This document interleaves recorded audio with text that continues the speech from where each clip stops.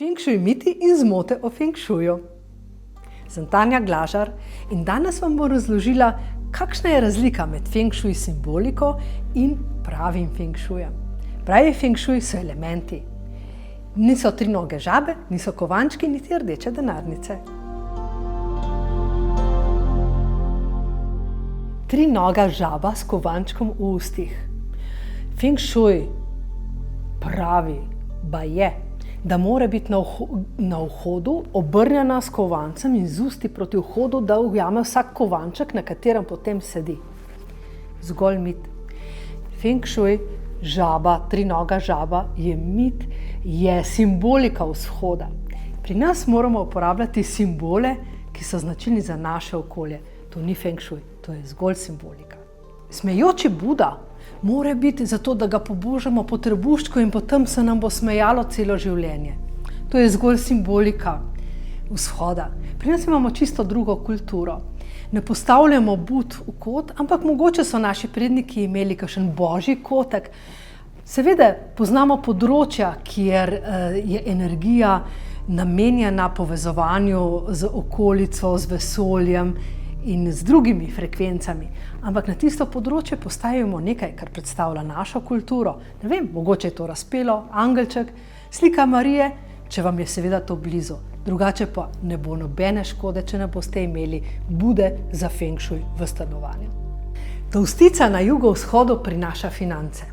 No ja, če bomo mi takole sedeli križem rok in čakali, da bo samo tolstica rasla, ne bo s financami nič. Je treba med seboj poznati Feng Shui. Rastlina postavljena na piedestalu, nikoli na tleh. Narobe, dragi moji. Rastlina je zgolj element lesa, ki nam prinaša yang energijo v prostor. Zato je čisto vseeno, ali je velika in postavljena na tla, ali je malo manjša in potem na mizi. Tako da privoščite si rastlino tam, kjer vam prinaša blagostanje. Slika vode, morja, potoka, reke prinaša bogastvo. Dragi moji, element vode je reka, je pretok energije in le vaša aktivnost bo prinesla bogastvo. Kje pa kakšna slika razburkanega morja? Prej vam bo razburkala finance. Verjetno ste že slišali simboliko. 8 zlatih ribic in 1 črna v akvariju. Narobe, fake. Veste, element vode v Feng Shuju pomeni pretok energije. Vsa mesta so se razvijala ob rekah, ob jezerih, ob morjih. In seveda, tisti, ki je želel pretočnost energije, svežo energijo, je postavil vodo tudi v svoje dvorišče, v svoj vrt. Vendar, kaj se je zgodilo s temi ribicami? Ja, voda pomeni tudi komarje in ostali mrčes. Zato so dodali noter ribe in so imeli mir pred piki. Kopalnica zraven spalnice. Ja ali ne? Seveda lahko. Kdo je pa še slišal to neumnost, da ne bi bili tako komot, da ne bi imeli zraven kopalnice? A obstaja en hakeljček. In sicer nikar ne naslonite na steno kopalnice, vzglavja ali postelje. Kajti to je tisto, kar moti vaš nočni mir, vaše zdravje, vaše odnose. Energijski pretok vode. Energija je v ceveh in zračniki in vse se pretaka. Seveda je lahko kopalnica zraven spalnice, vendar ne na isti steni. Bela vhodna vrata. Bog ne dej, mož bo zbolel, odšel ali morda celo umrl. Mit, dragi moji. Bela vhodna vrata, to je samo element kovine, take yin, mehke kovine. Feng Shui gleda vse skozi elemente, ne skozi bolezni. Vhodna vrata s steklenimi površinami.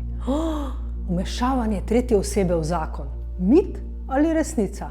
Definitivno vraževirje. Vrata s steklom samo omogočajo, da svetloba vstopi v prostor, kjer nikjer drugje ne more in prinaša tisto yang energijo, ki bi jo drugače polna vrata zablokirala. Rdeča vhodna vrata, najboljša vrata ever. Zakaj? Ker rdeča je yang, je ogenj. Opa ja, kaj še? V svoji dolgoletni 30-letni karieri sem samo 2 primera imela, ko bi bila rdeča vhodna vrata primerna. Vse ostalo pozabite. Veste, rdeča barva, to je močan element ognja In če niste prav razpoloženi, da vsaka energija trka na vaša vrata, tako kot pri bikoborbi, potem se temu raje izognite. Vhodna vrata se odprejo in ta prva stvar, ki vidimo, je pogled na stopnišče. Velik bav feng shuiu. Mit ali resnica? No, dejstvo je, da ni najboljše, če se stopnice gredo v pritličje, v klet, kajti potem se energija izgublja v spodnje prostore. Če gredo stopnice navzgor, ja, seveda, energija je usmerjena navzgor. Ampak brez panike, mi še vedno lahko postavimo kakšno oviro, rastlino, kakšen obešalnik ali s kakšnim drugim predmetom obrnemo energijo in preusmerimo tok energije v drugi del stanovanja. Glava mora biti na severu med spanjem vedno. Mit ali resnica? No ja, v feng shuiu poznamo več variant, katere smeri so ugodne, katere neugodne za nekoga. Tudi to se da izračunati. Dejstvo pa je, če boste z glavo spali proti severu, boste spali v smeri zemeljskih silnic. In ljudje živimo na zemlji in imamo enak magnetizem. Pokrivate školjko v stranišču, da ne odteka energija, da ne odtekajo finance in denar. Opa, pozor, je to mit ali resnica? Ja, veste, včasih so imeli WC-je in sanitarije ne doma in znotraj, ampak daleč stran od hiše, nekje od zadaj, in bili so na štorbunk. Ja, in seveda so pokrivali školjke, zaradi tega, da se niso širile bakterije in da niso zbolevali. Kajti, kaj bo bolan človek delal denar? Nemogoče. V sedanjem svetu bi pa rekla, da je to bolj higienska navada. Ker v končni fazi vsakič, ko mi speremo s kotličkom, če je pokrov školjke odprt, gre ta aerosol kar precej daleč naokrog. Si boste še prali zobe s tisto krtačko, ko je bila školjka odprta? Ogledalo v spalnici. Velik bav. Kaj bo se zgodilo, če bomo imeli ogledalo, ki nas reflektira v spalnici? No ja, moramo vedeti, da ogledalo privrači in oddaja energijo. In naše energije med spanjem ne moremo nadzirati. Zato ogledalo v spalnici seveda, vendar na taki lokaciji, da ne bo motilo našega spanca in naše energije. Lahko je na notranji strani omare ali pa morda z vogalom.